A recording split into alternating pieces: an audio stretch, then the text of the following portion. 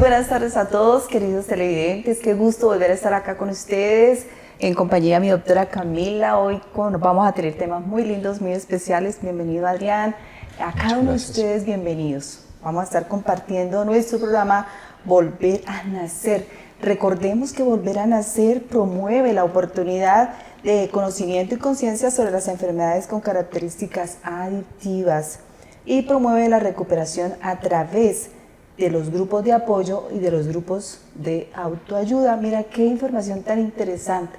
Hemos recibido comentarios muy, de verdad, muy importantes para nosotros. Gracias a cada uno de ustedes que han hecho posible que sigamos creciendo. Bueno, también agradecerle muy especialmente a Digitel Conecta, nuestra programadora, y nuestro canal Guanevisión. También a sus directivas y especialmente a nuestro compañero y amigo, el señor Héctor, que hace un trabajo espectacular, haciendo posible que esta comunicación llegue a sus hogares, llegue a sus vehículos, porque por redes estamos ahí conectados con cada uno de ustedes. Como siempre, sean ustedes muy bienvenidos y vamos a disfrutarnos su programa. Hoy tenemos a la doctora Camila. Muy buenas tardes, doctora. Muy buenas tardes, ¿cómo están? Mi nombre es María Camila Mendoza, yo soy psicóloga de profesión, actualmente terapeuta. Muy agradecida de estar nuevamente aquí acompañándolos, esperando que sea un espacio de enriquecimiento y de todo el gusto para todos ustedes. Muchas gracias. A usted, doctora Camila, bienvenida. Gracias. Bienvenido, Adrián, ¿cómo estás? Muchas gracias, muy bien, muy contento. Mil gracias nuevamente por la invitación. Saludando a toda nuestra audiencia y hoy especialmente tú que nombrabas ahorita a los que nos están viendo en sus vehículos, también nos están viendo en las montañas específicas del Chocó. La semana pasada saludamos a algunos amigos y algunas personas que nos contactaron desde el Valle del Cauca. Hoy saludamos especialmente a una colombiana que me decía, estoy por aquí en las partes más recóndidas, llegando creo que al Golfo de Morrosquillo, la señora María Araque. Entonces eso nos da mucha virtud y nos pone muy contentos de poder saber que estamos haciendo patria también a través de otros compatriotas. Muchísimas gracias. Qué rico. Eso es algo hermoso de las redes virtuales, esto es algo hermoso también de los programas y de los grupos de apoyo. Hoy les vamos a hablar precisamente de eso, ¿no? Tenemos grupos en línea, tenemos reuniones en línea, tenemos el programa en las redes, donde ya hoy comunicarnos y tener ese conocimiento se hace muy sencillo cada vez más, ¿no? Pero bueno, vamos a aprovechar que tenemos aquí a la doctora Camila y abrimos para ustedes. Recuerden, amigos, amigas, jóvenes, niños, que es un programa de información. Entonces vamos a tener ahí, mire que ha sido interesante esa hojita y ese lápiz, ¿sí?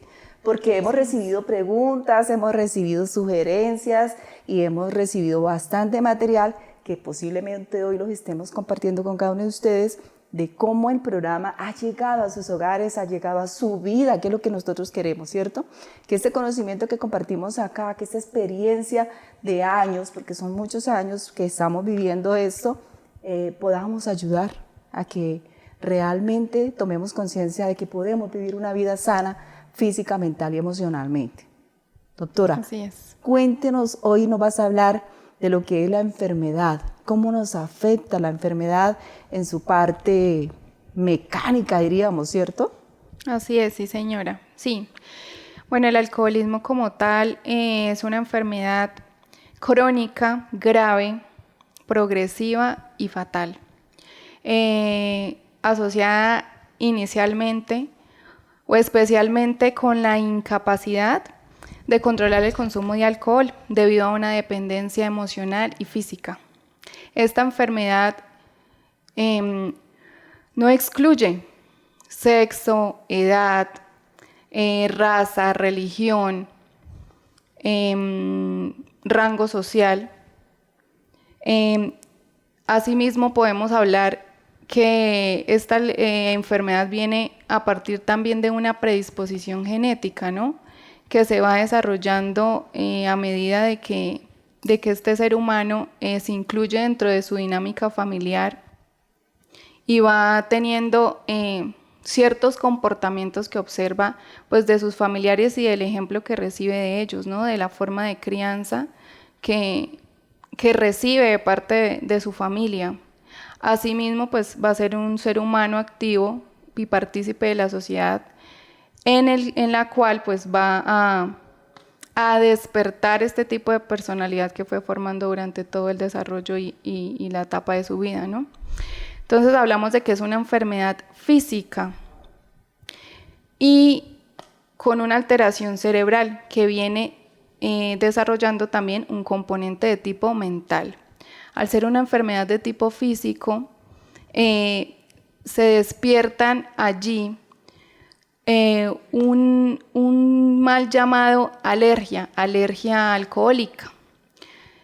Así como ha avanzado la medicina y los puntos médicos, neurológicos y psiquiátricos, a esa llamada alergia física, que es el componente físico de esta enfermedad, la cual se manifiesta. ¿Por qué? Porque nuestro cuerpo cambia tras esa primera copa de alcohol, así como nuestras conductas y nuestros comportamientos. Más allá de eso, y con el avance de la medicina, a esa alergia física ahora es presentada, o siempre lo ha sido, pero con una connotación más de tipo anatómico, y que se refiere a una alteración cerebral que sufre la persona, tanto en el lóbulo frontal, que es esta parte de al frente, y en el sistema amigdalar, que es el sistema que regula las emociones y la tolerancia de nuestro cerebro. Es allí que, hablando de forma general de la sintomatología de la enfermedad, la cual se presenta de muchas formas, puede ser en la abnegación, en la terquedad, en la intolerancia. ¿A qué? A buscar ayuda, a aceptar que tengo una enfermedad, al miedo a confrontar esa situación personal que tengo, por miedo, por rechazo o por vergüenza, que era lo que hablábamos en el programa pasado, ¿no? Sí, doctora, perdón, le interrumpo ahí. Yo creo que Adrián tiene memoria, Adrián, de la investigación que hiciste hace poco respecto a la estadística, en qué momento y qué edades una persona empieza a consumir, ya sea cualquier medicina o cualquier alimento que termina convirtiéndose en adicción. ¿Nos podría recordar un poco? Ok, en el programa anterior tomamos el estudio que saca cada 6 años, específicamente el Distrito Capital de Bogotá, y tiene una muestra muy grande, es de más de 42.000 habitantes. El rango de ese estudio, para poderlo otra vez referenciar, está entre los 14 y los 64 años de edad y 69 años de edad. Pero dentro de esa población, lo que nos causaba curiosidad que hicimos el coloquio respecto a eso era que por porcentajes representativos, en el estrato 2 es donde está básicamente concentrado el mayor porcentaje de adictos al alcohol. En el estrato 3, no tengo ahorita aquí las cifras, pero en el estrato 4, perdón, salta del 2 al 4 de manera significativa. En el estrato 4 tenemos la representación alta en incidencia de la adicción a la marihuana.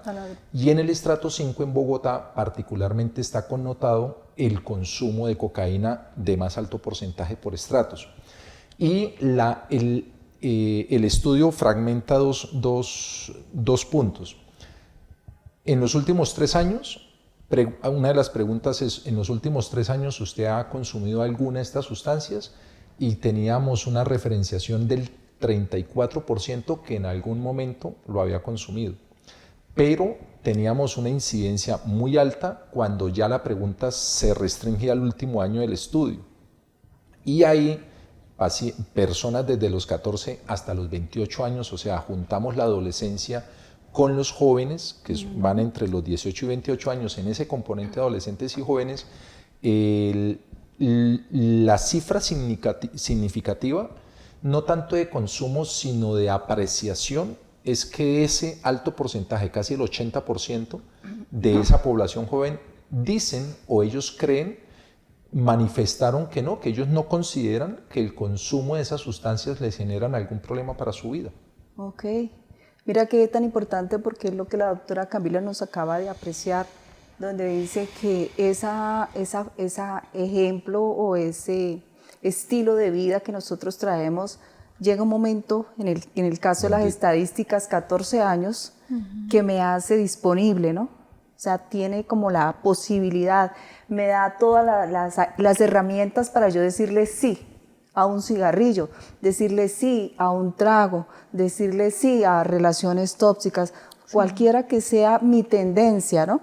Yo creo, doctora, que esa tendencia también viene por casa.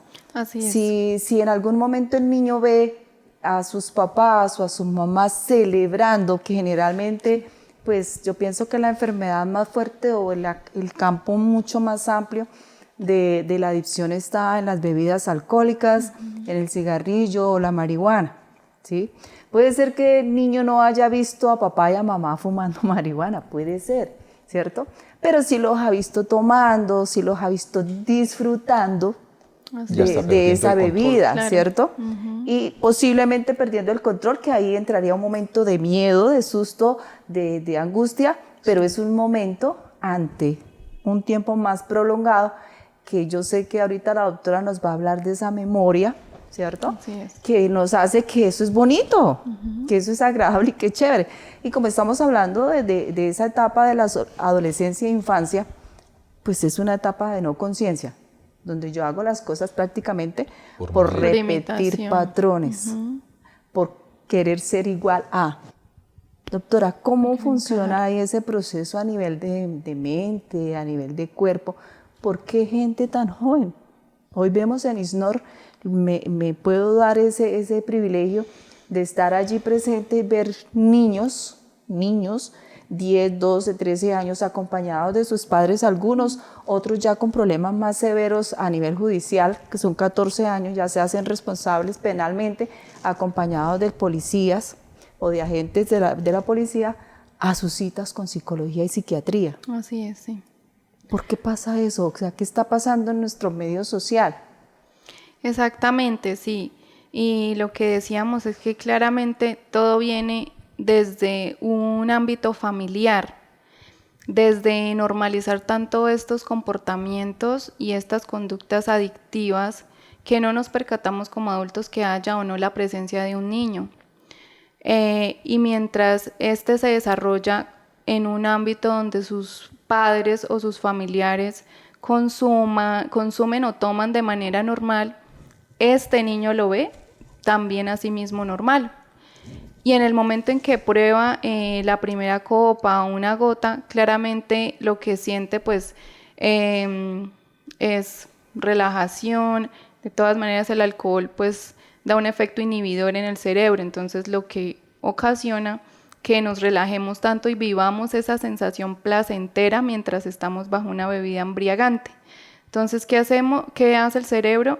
Se recibe, digamos, una información de dopamina y de toda esta información emocional externa, que es este nuevo estímulo que estoy introduciendo a mi cuerpo y a mi mente, el cual me relaja y me hace tener sensaciones placenteras y chéveres. Entonces, empiezo a verlo de forma normal, como forma de diversión, de encajar en un grupo social, de compartir en familia, porque si mis papás lo hacen, pues normalmente yo también lo hago. No hay ningún problema en que también lo haga. No hay ningún problema, exacto. Entonces hay repetición de esos patrones y lo que hago es normalizar ese consumo. ¿Por qué? Porque mis compañeros, mis amigos también lo hacen y entonces empiezo no solo a encajar en mi mundo familiar o a desinhibirme de mi mundo familiar, sino empiezo a encajar en un grupo social, empiezo a encajar en una sociedad de la cual necesito aceptación y aprobación. Entonces me empiezo a acostumbrar a esta sensación que causa en mi cuerpo y en mi mente el beber o el tomar o ingerir alguna bebida embriagante o alguna sustancia adictiva. Y voy normalizándolo y me voy acostumbrando a esa sensación, la cual se vuelve cada vez más deseada y de la cual sumándole una crisis emocional, sumándole dificultades de la infancia, problemas no resueltos, dificultades afectivas, patrones genéticos, vacíos emocionales, claramente no voy a poder diferenciar el consumo o la necesidad de buscar estas sustancias solo porque me causan placer o solo porque tengo una necesidad afectiva. Entonces ya no voy a poder reconocer la realidad de lo que para mí es real. Entonces, a ese punto... Ahí podríamos manejar que, del que se habla. abrimos como portales, ¿no? Sí, o sea, la vida que es real, la vida que me envuelve en esa ilusión exactamente. de la fantasía, podría ser. Así es, sí, porque es que hay una diferencia entre la realidad y lo real, ¿sí? La realidad es algo general para todos y lo real es algo subjetivo. La realidad es objetiva y lo real es subjetivo, lo que para mí es real. Pero claramente presento una disfunción de esa realidad de lo que estoy viviendo dentro de mí. ¿Por qué? Porque no estoy enfrentando esa situación ni esas crisis emocionales. Eso podría ser como una responsabilidad. Una responsabilidad de lo que hablaba ahorita, que es la sintomatología de la enfermedad, que es claramente relacionado a la irresponsabilidad, a la negación de que se padece una enfermedad, al rechazo médico, al rechazo a consejos de familiares. Entonces eso va asociado a esa sintomatología que voy teniendo desde niño y que se va desencadenando mucho más en la parte adulta, que se vuelve tan difícil de solucionar después. Ese tan difícil podría ser por el mismo dilema. Claro. O sea, lo que para el adulto ya es un problema, para mamá, papá, el amigo, el profesor, el maestro, el líder religioso es un problema.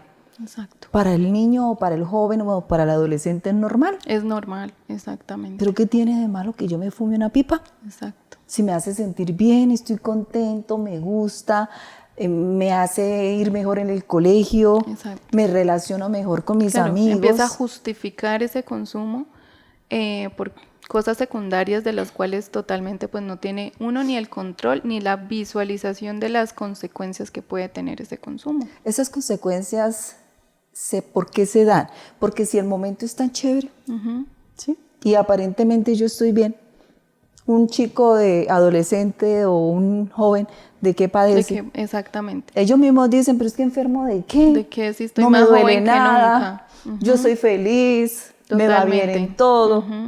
Entonces, ¿por qué no puedo hacer lo que estoy haciendo? ¿Cuáles serían las consecuencias que debería ayudarle a entender a ese joven que la enfermedad es... O sea, cada vez la situación va a ser más difícil? Claro, sí, señora. Progresiva, como lo decíamos, ¿no? Progresiva. La enfermedad es progresiva. Progresiva. Y precisamente, pues es recalcar eso, que las consecuencias, puede ser que yo no esté consciente ahora de las consecuencias que me trae a mí una mala decisión, o iniciar en este mundo de consumo, porque no las veo ahora. ¿Por qué? Porque lo que decíamos, estoy tapando esa realidad de lo que estoy viviendo. Pero las consecuencias vienen sí o sí después. Puede ser que antes, durante o después, pero las consecuencias siempre van a estar ahí. ¿Cómo? Porque me doy cuenta que eso me hace feliz, pero a momentos. Es una felicidad momentánea, es un placer momentáneo, pasajero, exactamente, que en algún momento debo mirar y confrontar mi realidad y decir qué me lleva a mí a pasar de sentir algo placentero ahora a que se vuelva un problema en mi vida, porque ningún adicto yo creo que no ha sufrido las consecuencias de su consumo. Entonces las consecuencias pueden venir en cualquier momento. Lo importante pues es aprender a ser conscientes de que hay consecuencias bajo ese consumo y esas malas decisiones que se toman. Si la enfermedad nos afecta físicamente, en la parte mental o emocional, tú hablabas del lóbulo frontal. sistema mental largo. ¿Cómo de alguna manera desarrolla esa manifestación físicamente? ¿Cómo la desarrolla emocional o mentalmente? ¿Qué manifiesta el enfermo? Bueno, al ser una alteración cerebral, lo que el enfermo pues experimenta es más o menos, o sea, explicándolo de una forma más sencilla, hay ciertos patrones que activan esas alteraciones cerebrales. Entonces, ¿cuáles son esos patrones? Claramente, las sustancias, el consumo, que es lo que altera esa función cerebral en mí. Las memorias, que hablábamos también de las memorias, eso activa la alteración cerebral. Las memorias que están a corto, mediano y largo plazo. Hablo de memorias tanto a nivel anatómico como a nivel de consumo. ¿Por qué? Porque si yo vuelvo a donde he consumido, si yo vuelvo y comparto con estas personas en las que me incluyeron o con las que inicié un consumo habitual. O sea, lo que nosotros llamamos mal amigos. Exactamente.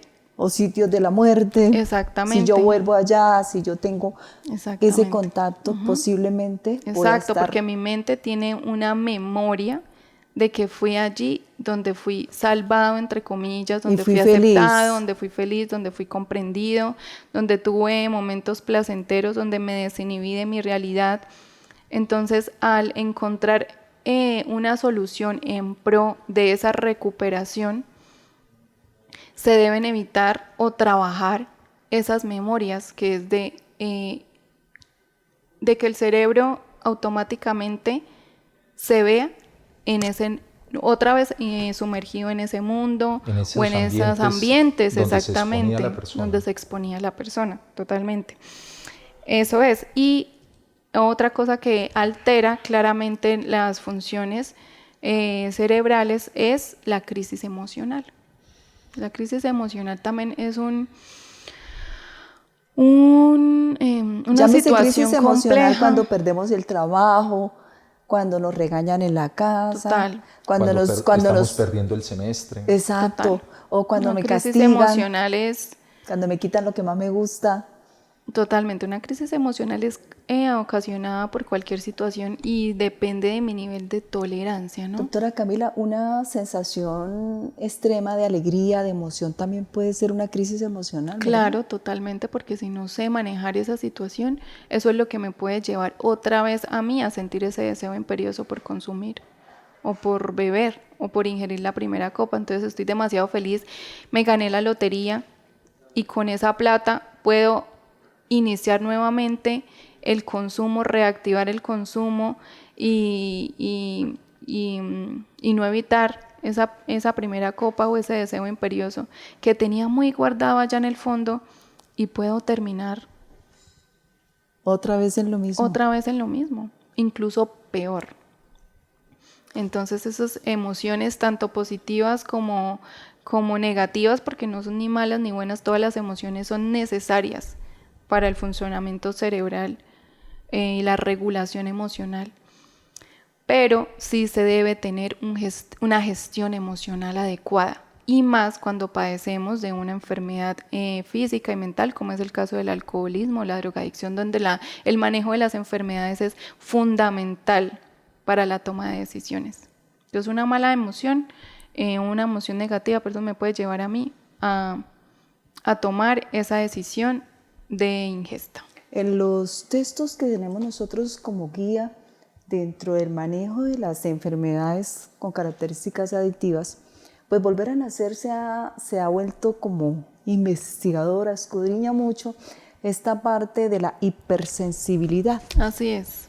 Es un proceso que se desarrolla a nivel mental, que hace que la persona completamente, se pudiera decir, pierde la objetividad de sus emociones, de sus sentimientos, inclusive de sus acciones.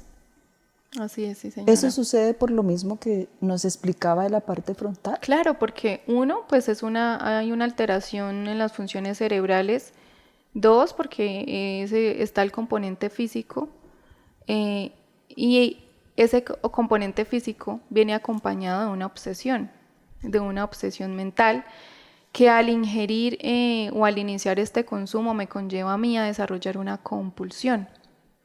Entonces, precisamente por eso se hace tan difícil, porque es que no es netamente la solución de tener un control mental o un control de la ingesta o un control que va más allá de mi voluntad, que como dice el alcohólico, es de gelatina, una voluntad de gelatina ante la primera copa. Va más allá de eso, por eso es un componente mental y un componente físico, porque mi mente, no solo puedo controlar mi mente, sino también debo controlar mi cuerpo.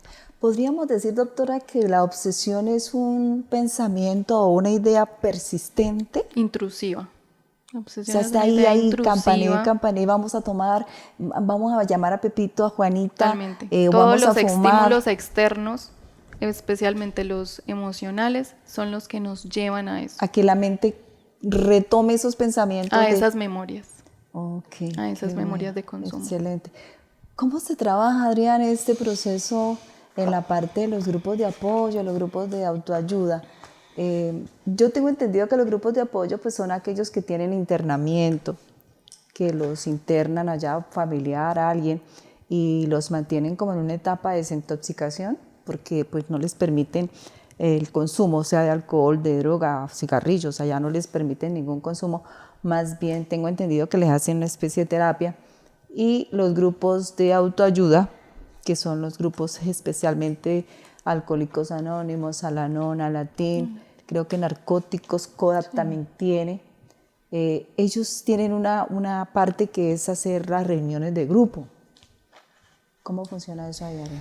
Bueno, en este aspecto lo ves que estaba tan concentrado en las descripciones de la doctora, que cuando uno se pone a revisar los canales desencadenantes de dopamina, que es lo que la doctora nos tiene de cabezote, que por supuesto yo voy a hacer la petición como ratoncito de biblioteca que en algún programa lo revisemos con esquemas. ¿Por qué lo solicito?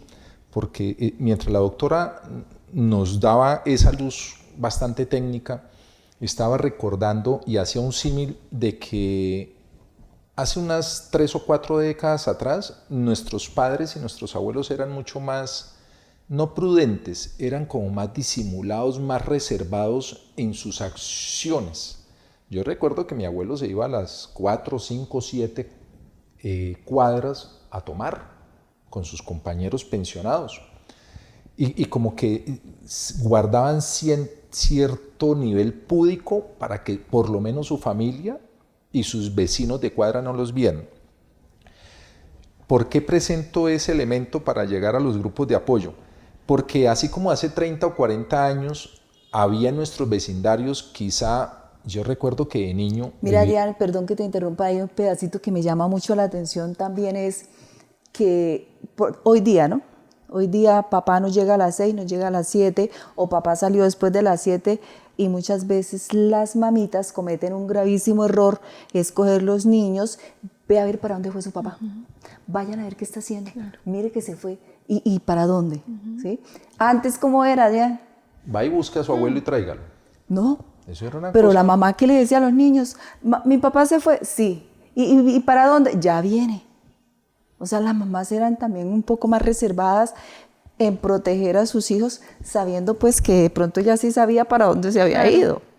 Pero había como una cierta protección para los chicos, ahora no. Bueno, y lo que sucede es que anteriormente, yo recuerdo que de niño ahí en el barrio donde me crié en la Victoria, alguna vez escuchamos de niños que una señora como de 4 o 5 cuadras adelante tenía cáncer. Era la primera vez en mi vida de niño que escuchaba esa palabra. Exacto.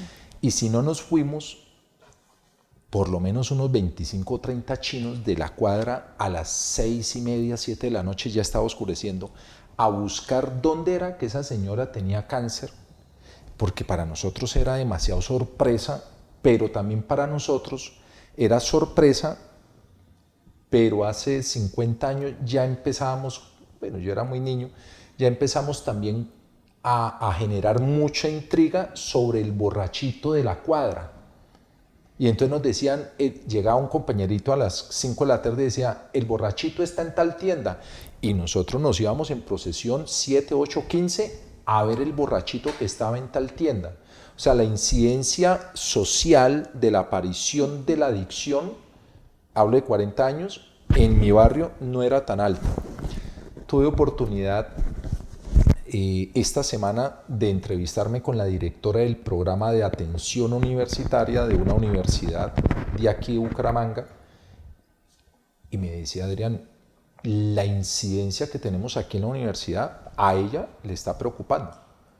Y la universidad tomó cartas en el asunto bajo la direccionalidad del Ministerio de Educación, pero la cosa es que ya tienen toda una infraestructura de afrontamiento, como ella lo dice, son líneas de afrontamiento para la adicción que tiene la universidad, en 2 elementos. En alcohol, que me decía es altísimo, Adrián, ya vamos a revisar cifras con ella porque la entrevista no nos dio para más, nos quedó pendiente. Y la segunda incidencia está en droga, en marihuana específicamente. Entonces, en 40 años, en 50 años, nosotros ¿qué hacemos? Recaudamos qué ha venido en experiencia, cómo se ha venido desarrollando la sociedad y asimismo, gracias a Dios, la familia, a través de las organizaciones, a través de las leyes y a través de esa caída de machismo que sí tuvimos, sí o sí, lastimosamente, Colombia tuvo ese machismo y eso lo explica una ley de 1926, donde al hombre hasta ese año, o sea, hace 99 años, y lo coloco ¿por qué? Porque sí marca un hito en la participación y en el cambio misional de la familia. Y en el contagio. Hasta el año 1926 la ley permitía que el hombre eliminara a su esposa. Lastimosamente tuvimos esa ley. Y simplemente se desplazaba el hombre varón a la comisaría de familia, presentaba una libre versión y no tenía cárcel. Entonces, claro, uno explica dentro de la jurisprudencia por qué tuvimos tanto machismo en Colombia. Entonces, muchas mujeres, como tú decías, simplemente callaban dónde estaba papá cuando nosotros fuimos niños, so pena, pero hoy en día no. En las últimas décadas, la familia, ¿qué hace? Ya conoce qué hay en la sociedad, cómo se manifiestan, hay mucho más conocimiento en todos los estratos sobre estas patologías que la doctora hoy nos está explicando de qué es la patología de la enfermedad de la adicción. Y la familia también se permite unos abordajes, como lo hemos hablado, conforme a la ley 1566, de esos 12 que permite nuestro sistema de seguridad, dentro de los cuales nosotros estamos con los grupos de autoayuda y de apoyo, consignados dentro de esos 12, que es uno de recuperación desde la comunidad. Entonces, la familia hoy en día cuenta con muchas más herramientas, lastimosamente no se propagan mucho, lastimosamente no se pregonan, no se promocionan como sí correspondería hacerlo, y por eso es que a veces tenemos que atender, no en prevención, no en nivel primario en salud, sino ya en un nivel superior, cuando ya tenemos no solamente lo que tú le preguntabas a la doctora, de cuáles son esos signos para poderlos identificar, sino ya tenemos la patología de base, ya tenemos unas implicaciones incluso hasta familiares y sociales que ya nos toca empezar a abordar de una manera más crítica. Diferente. Doctora, ¿de qué manera afecta esa exclusividad, podría decirnos, de la información? Porque todavía, mira que este programa tiene un objetivo y es ese, llevar este conocimiento, llevar esta información a cualquier parte. Digo, Adrián, a las montañas, a los mares, a los ríos, a los hogares, a los carros, a las motos, que todo el mundo entienda, que podamos entender que es una enfermedad, no es un vicio, no es que la persona es degenerada, no es que está poseída por todos los demonios de este mundo, sino que está enferma y que la hace que sea rara, extraña y su comportamiento se salga de todos los parámetros normales, pues es precisamente eso que su merced nos acaba de explicar, y sería chévere que nos explicara un poquito más sobre ese comportamiento anormal. Así es. Y la negación del enfermo, pero porque también la negación, pienso yo, que tiene ese impacto social, ese impacto familiar, donde si el niño se embriagó y está ahí tirado. Vamos a hablar de un niño de 10, 12 años porque quiere ser como mi papá, quiere ser como mamá, quiero ser como mi amigo que toma, ¿cierto? Y ya no se le comporta ni se le trata como un enfermo, sino como un degenerado, como un irresponsable. Hay niños que los golpean. Sí, totalmente. Hay niños que se les castiga todavía en este tiempo, dice Adrián, en este tiempo todavía se les golpea y se les maltrata física, emocional y mentalmente. ¿Cómo evitar eso? O sea, ¿qué está haciendo la profesión a nivel psiquiatría, psicología, para ayudarnos a socializar esta problemática que no tome esos rumbos o esas curvas tan difíciles? Claro, sí, señora. Hablamos de informarnos, ¿no? De ser conscientes de que hay que comprender, como tú decías, que es una enfermedad. Y como toda enfermedad, pues requiere de un tratamiento. Es una enfermedad, como lo mencionaba varias veces, de tipo físico. No es una enfermedad que simplemente se refiere a un control mental y que va mucho más allá de mi voluntad y deseo de cambio, deseo de transformación personal, porque sí se habla de que es necesario un cambio psíquico para llegar a esa recuperación o a esa rehabilitación. Pero lo que deben hacer las familias es informarse acerca de estos padecimientos, acerca de esta enfermedad, porque lo que decíamos nuevamente en el programa anterior, muchas personas adictas no están pudiendo salir de ahí, están deseando salir y no están pudiendo. Entonces, así como no le podemos decir a un enfermo con cáncer terminal, oye, pero tú por qué tienes esa enfermedad, pero recupérate, pero tú por qué vas a consumir estos tratamientos o hacer esas quimioterapias, es algo que va mucho más allá de la voluntad y del control mental. Es una enfermedad que afecta tanto a nivel físico como mental, y esa desinformación pues es la que nos lleva a nosotros a cometer conductas erradas, a actuar de forma errada, de forma inconsciente, y a afectar mucho más el proceso de recuperación, de rehabilitación, de aceptación, de búsqueda de solución y de búsqueda de ayuda en estas personas que están padeciendo estas enfermedades. Entonces todo Sí, más así allá es. como de esa inconsciencia, de esa desinformación, de esa desfase de la realidad, de que mi hijo es así porque lo que decíamos, porque es un mal hijo, porque es un degenerado, porque es un irresponsable. No, simplemente porque no está pudiendo salir de allí, por lo que les explicaba antes. Todo viene desde una parte genética que va desarrollándose en la medida en que la persona también va creciendo y se va desarrollando. Entonces es algo que va mucho más allá de la voluntad humana. Doctora, ¿cómo funciona la mente, las emociones de esta persona que pasó 8 horas, 10 horas, 4 horas consumiendo alcohol? Ahora se consumen las dos, ¿no? Sí. O sea, el alcohol empieza y cuando sube la euforia de la bebida, Paso a otra quieren sustancia. como sostenerla porque el cansancio no me coja, porque aquello por lo otro. Algunos he escuchado, algunos van, vomitan y regresan, otros van y buscan la marihuana, otros utilizan tantas cosas que se van como desarrollando y la persona no se da cuenta. Pero sí hay algo, y es cómo se siente esa persona cuando ya para de alguna manera por el sueño, por el cansancio o porque lo echaron de donde estaba tomando y ya no hay más bebidas. ¿Cómo se siente al otro día? No, totalmente en lo que hablamos de la comunidad, del llamado guayabo moral, ¿no? Un guayabo moral que se presenta, digamos, a nivel de alcoholismo, el llamado o los llamados cuatro jinetes, ¿no? Que es la El terror. desesperación, la frustración, el dolor, el terror, el preguntarme qué hice, a quién llamé, qué daño causé, el no querer, mejor dicho, salir de su habitación y que nadie lo vea porque sabe que no le habla ni el radio.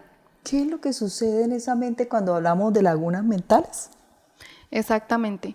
Lo que sucede en la mente del alcohólico o del adicto es esa fuga de la realidad, donde ya hay un consumo progresivo, donde claramente ocurre desfase o esta fuga de la realidad donde dejo de perder el control del consumo y me desinhibo tanto, porque hay unas sustancias tanto excitatorias como desinhibidoras, como el alcohol y la marihuana son sustancias desinhibidoras, es decir, que relajan el cerebro, y hay otras sustancias excitatorias que excitan el cerebro, lo cual causa alucinaciones y delirios. O sea, en ese espacio entre excitación y en calma, inhibición, ¿sí? exactamente, se da esa laguna, o sea, se da ese espacio donde no recuerdo nada. Exactamente, entonces pierdo, o sea, tanto pude el hacer muchas control cosas, de mi pero mente, de mis actos, de mis acciones, como el control de mi cuerpo. Entonces perfectamente puedo terminar, Dios mío, siendo abusado, matando a cualquier persona, puedo manejar con irresponsabilidad, ni siquiera sé cómo llegué a mi casa, claramente porque hay ¿Qué parte del cerebro funciona ahí, doctora? ¿La parte instintiva? La parte instintiva y para sobrevivir en ese alcoholismo, me preguntas. En esa etapa, sí, en esa etapa de laguna mental. Claramente el instinto, que es esa memoria visual que me lleva a mí a desplazarme a los sitios que son conocidos como mi casa. Pero resulta que voy a una parte desconocida y ni siquiera sé cómo llegué allí. Pero es por esa vulnerabilidad que me causa a mí estar bajo el efecto de alguna sustancia. Muchas veces no sé cómo llego a muchos lugares y no puedo llegar protegido. Somos desprotegidos en la primera copa, dicen los alcohólicos, ¿no? Vamos desprotegidos. Entonces, eso es lo que ocurre tras, o sea, lo que sí ocurre es tras cierto una y laguna verdadero mental. que se da ese tiempo en la ingesta, sea cualquier bebida o cualquier sustancia. Sí es cierto y verdadero que el cerebro pierde la noción del tiempo y el espacio y de todo lo que hace. Totalmente, de todo lo que hace. Entonces por eso les hablaba que va mucho más allá del control mental, de que solo una y me voy, de que solo dos y me voy, de que yo me puedo controlar, de que sé lo que estoy haciendo, de que no voy a perder el control de mis acciones ni mis actos, pero a medida de que el consumo se va volviendo progresivo y claramente va entrando a nuestro cerebro, altera todas las funciones cerebrales y los neurotransmisores, entre esos los que le mencionaba, pues la dopamina. O sea, sí es cierto y verdadero que un alcohólico o un drogadicto cualquiera puede arrodillarse, llorar, pedir perdón, ¿sí? En su sano juicio. Claro, sí, señor. Prometer la vida y la muerte que no vuelve a fumar, es cierto. Sí, claro. Que no vuelve a tomar, Sí. que se va a portar juicioso, que la ama, que ama a sus hijos, que los valora, que respeta. Todo eso es cierto. Así es. Pero también es cierto que cuando consume ese primer trago o ese primer cigarrillo o esa primer pipa, se desponja de toda voluntad. Se acabó todo. Sí. No es porque la persona diga, no, es que voy a decirle mentiras. No, ahí hay verdad. Hay una intención de cambio, pero todo va mucho más allá del poder que tengo sobre mi mente, porque todo va mucho más allá de un simple control mental de no beber.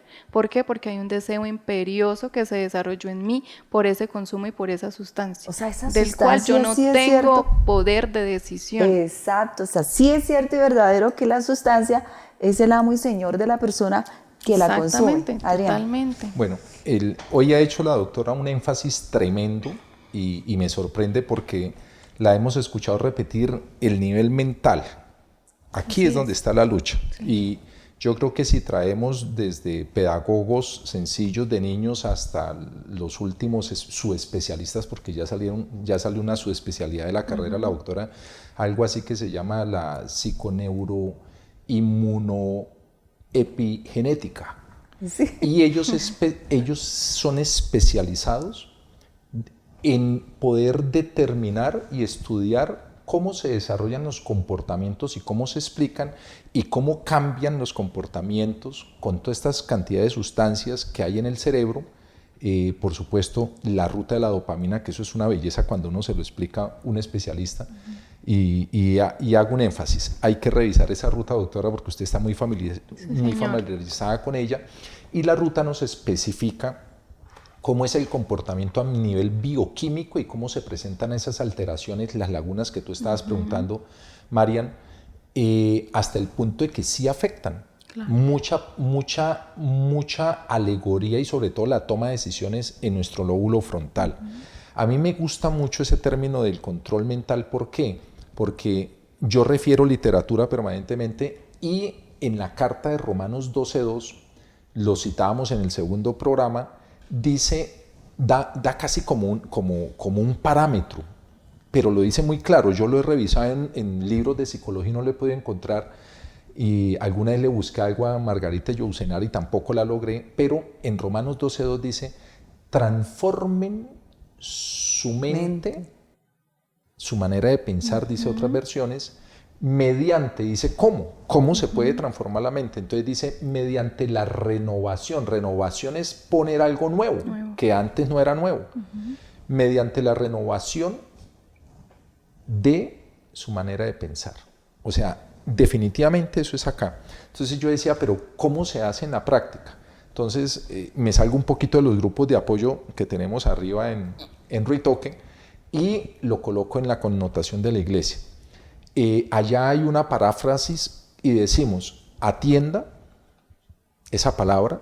¿Cómo transformo yo mi mente? Es a través de la renovación, con nueva información, con instrucción. Entonces, atiéndalo. Atenderlo es escucharlo. Dicen las abuelas, párele bolas. Entiéndalo.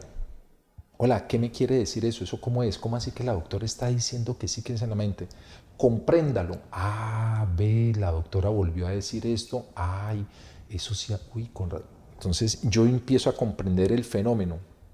Después me indica que lo aprenda. Hay una acción y se puede generar una reacción. Iríamos a la práctica. Claro, pero entonces yo ya aprendí que si me tomo el café muy caliente me quemo la lengua. Pero entonces, como ya aprendí, entonces yo digo, señorita Anfor, facilíteme un cubito de hielo, que es que no me gusta tan caliente porque me quema el paladar. Sí. Hay un aprendizaje. Sí. Y ese aprendizaje a mí me permite, incluso algunos pedagogos dicen, hágale ahora la praxis a ese conocimiento. Entonces, ahí ya pasa un nivel moral que la doctora decía, hablaba de moralidad, y cuando yo ya aprendo, puedo pasar de la parte emocional al nivel moral. Y en el nivel moral, con ese conocimiento, ese proceso, yo puedo aprender, pero con H intermedia. Yo aprendo ese conocimiento que hay, lo llevo a mi nivel moral, y en mi nivel moral yo alimento mis principios y mis valores, y sobre esos principios y valores que hoy ya tengo en mi mente, yo tomo decisiones.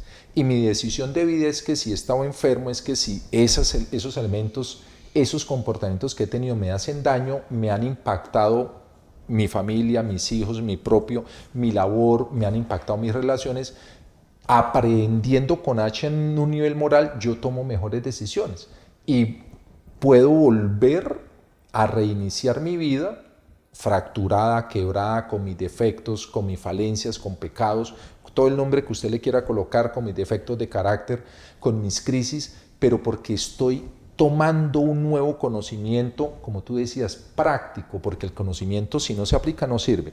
Entonces práctico, ya sé que me puedo tomar el café, ya sé que me puedo tomar el té, ya sé que me puedo tomar el chocolate con hielo o en una taza amplia para que también se enfríe rápido. Entonces el nuevo conocimiento, renovando mi manera de pensar, me permite a mí tener una nueva trazabilidad de vida en base a algo nuevo que mi mente está aprendiendo, pero que se hace en comunidad.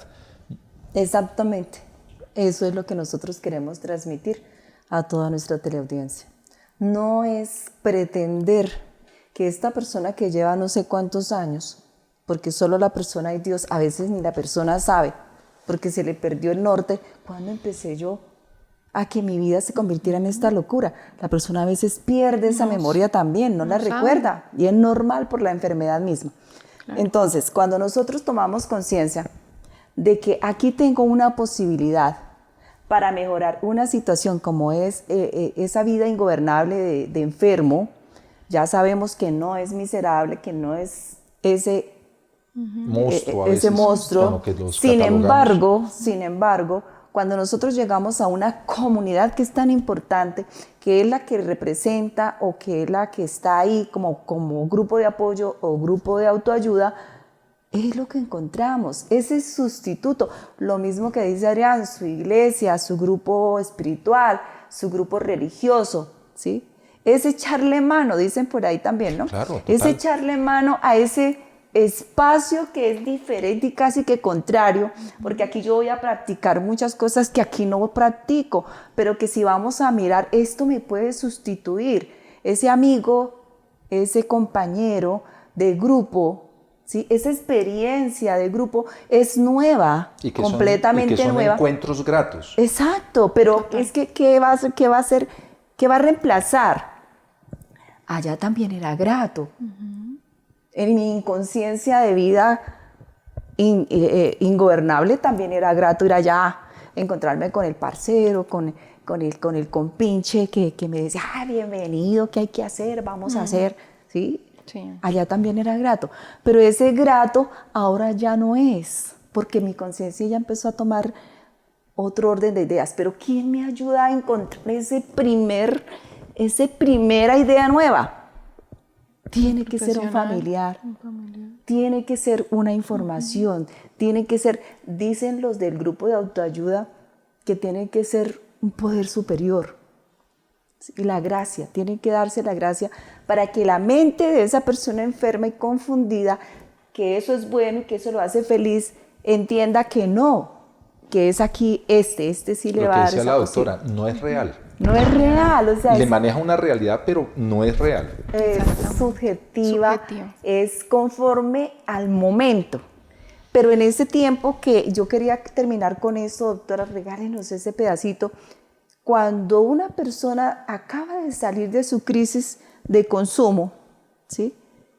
¿Qué es lo ideal que un adulto que está en su sano juicio haga con esa persona? Generalmente, ¿qué hacemos? Cantaletearlo, castigarlo, regañarlo, encerrarlo. Las empresas ya no lo pueden hacer, pero antes lo hacían, lo echaban. ¿Qué debemos hacer? O sea, los dejamos. Yo pienso que si aquí hablamos del amor y de la comprensión, hizo un cierre perfecto Adrián, ¿cierto? Donde dice comprender, aceptar. Casi que todo eso conforma el amar.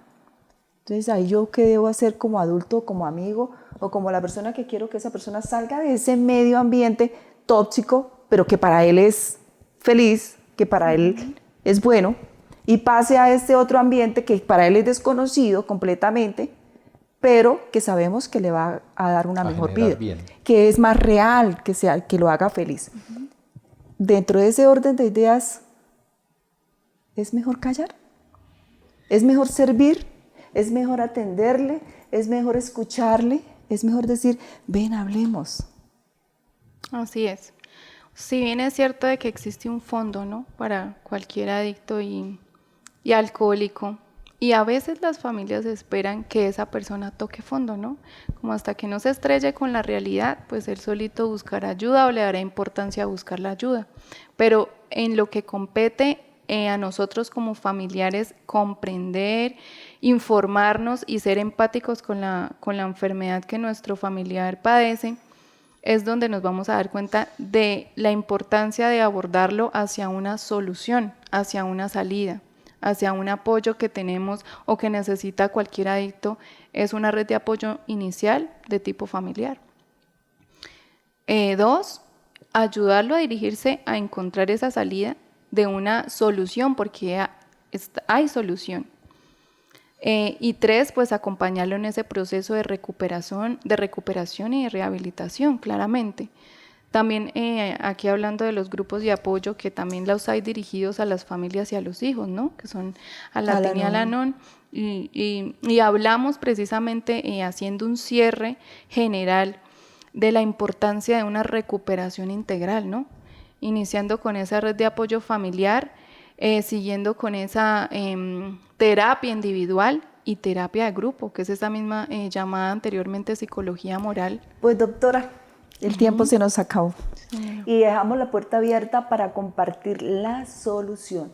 Sí. Si es la gracia y la doctora nos lo permite, podríamos hacer el compromiso, pero en el transcurso de este tiempo estamos mirando. Para el próximo programa vamos a enterarles, vamos a mostrarles bien de cerca las posibilidades de solución no esa solución que queremos instantánea, no esa solución de promesas, no esa solución de viajes, no esa solución de castigos o a veces de premios. Porque a veces creemos que con darle lo que me estaba pidiendo y creerle en sus promesas, recordemos que esas promesas no tienen fundamentos reales, todo es ciencia ficción. Porque en el momento en que la persona vuelva a consumir o vuelva a tocar ese trago o vuelva a esos sitios, todo eso se perdió. Bien. O sea, si usted le compró el carro último modelo, olvidémonos hasta el carro, porque ese carro va a ir a ser parte del capital de inversión del negocio de la adicción, ¿cierto? Entonces, bueno, queridos teleaudientes, el tiempo se nos acabó, que esperamos sus comentarios, esperamos sus likes, esperamos que nos sigan. Volver a Nacer tiene ese propósito, enterarlos y llevarle a sus hogares información muy valiosa, no solamente de la enfermedad, quedábamos pendientes para contarles muy de cerca cuál es la solución. ¿Cuál es la solución que hemos utilizado? ¿Cuál es la solución que funciona? ¿Cuál es la solución que tiene a miles de hombres, mujeres, niños y ancianos? Porque también el problema no va a respetar, como decía la doctora, ni edad, ni culturas, ni nada por el estilo. Entonces quedamos pendientes. Agradecerles, Adrián, una despedida aquí de este hermoso programa. Pues muchísimas gracias a todas las personas que hacen posible este programa, en especial a nuestro canal Guanevisión, a todo el equipo que está aquí detrás de cámaras, por supuesto. A través de las emisiones de los programas, de verdad estamos sintiendo algunos contactos de personas, se nos han acercado, se están abriendo puertas para que nosotros podamos llegar con nuestro mensaje de concientización, de identificación, pero también de lo que yo les decía, que sí se puede una rehabilitación real y verdadera y válida, y a eso es a lo que nosotros le apuntamos, Marian, doctora, en este programa. Darles las gracias porque siempre estamos en sus hogares, estamos en sus vehículos, estamos en sus pantallas. De verdad, gracias de corazón por compartir este espacio con ustedes aquí en su programa Volver a Nacer. Doctora, nos despedimos. Bueno, agradeciendo nuevamente este espacio tan enriquecedor, tan grato, ¿no? Esperando sea de igual manera para ustedes. Muchas gracias nuevamente por la invitación, por permitirme ser parte, llenarlos de información y hasta una nueva oportunidad. Muchísimas gracias. Igual a ustedes, queridos televidentes, muchísimas gracias por estar ahí acompañándonos. Gracias por todos los apuntes que están tomando. Sabemos que es de gran interés para ustedes y nos complace cada viernes estar con ustedes 4 de la tarde. Agradecerle muy especialmente a nuestro canal Digital Conecta y a nuestra programadora Guanevisión, que está en sus hogares y que es para disfrutarlo. Nos vemos.